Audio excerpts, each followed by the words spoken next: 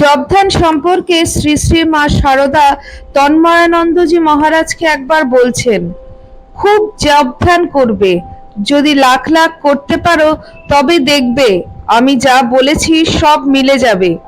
রোজ এক অধ্যায় গীতা পড়বে, মনে মনে সংকল্প করবে যে তার প্রীতির জন্য পড়ছি। যেদিন সময় হবে না 2-4 শ্লোক পড়ে নেবে।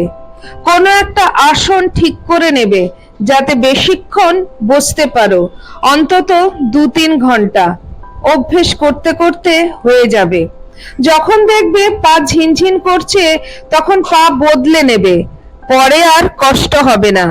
তন্ময়ানন্দজি শ্রী শ্রী মা শারদাকে আবার প্রশ্ন করলেন, বললেন, ধ্যানের সঙ্গে জপ করব না পরে করব?